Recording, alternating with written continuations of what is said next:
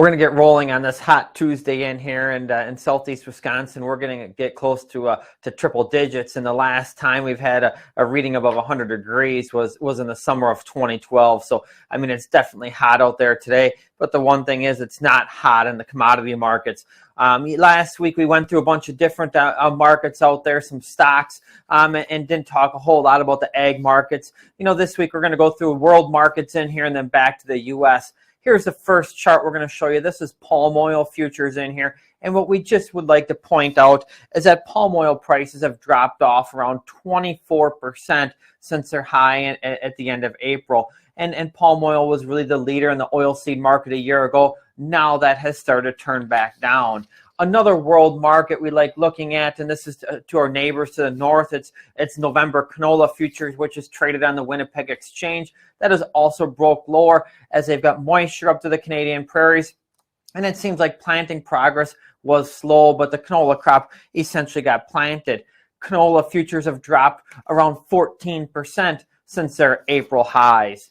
Now we're going to look at EU wheat futures here. The break isn't as much as what we've seen over in some of the oil seeds, but again, as weather has turned a little more favorable in Europe and as they approach harvest in here, those prices have broke as well, trading around 15% down from their recent highs.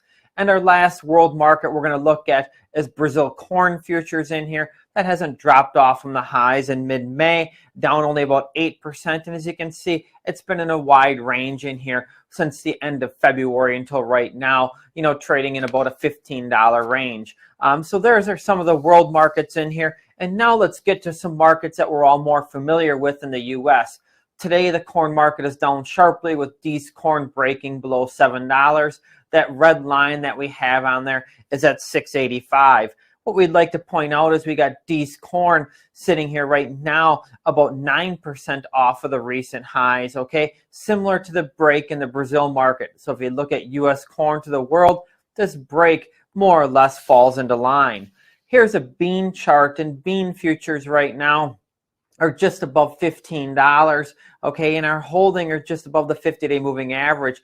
If we trade below there, the recent low is $14.50, and then you can go back to the early April low down at $14. We're not saying we're going to go down that far, but keep this in mind. So far, bean futures are only down about 5% off of their recent highs. As they look towards July Chicago wheat, I mean, that's kind of a train wreck in here today as we're below $10. That hasn't occurred since the early days of April. You're seeing some harvest pressure there.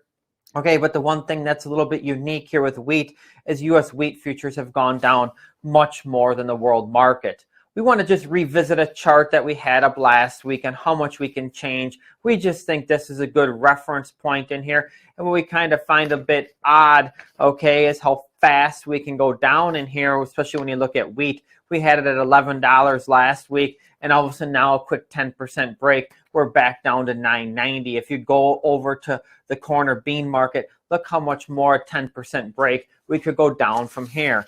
As we want to wrap up, you know, today's webinar, I think the one thing that's going to be a real challenge for producers to do is sell on the way down. It's something that hasn't had to do in the last year and a half, and we're not saying that these highs are in place, but the bottom line is our weather window is starting to narrow up in here. Another concern we have with the markets is the overall economy. We're seeing a slowing demand side. You know, gas prices above $5 is taking money out of the consumers' pockets. That could be a concern. If we're going to look at the bullish aspect of the market, you got the two W's out there, we like to call it, you know, war and weather. The war in Ukraine and Russia looks like it's going to continue to drag on, and weather can throw us some more wild cards as we move ahead. I mean, this crop is a long ways away from being in the bin. When you look at current values, we need to recognize that they are historically strong. So even on down days, I mean, it's still probably worth making some cash sales.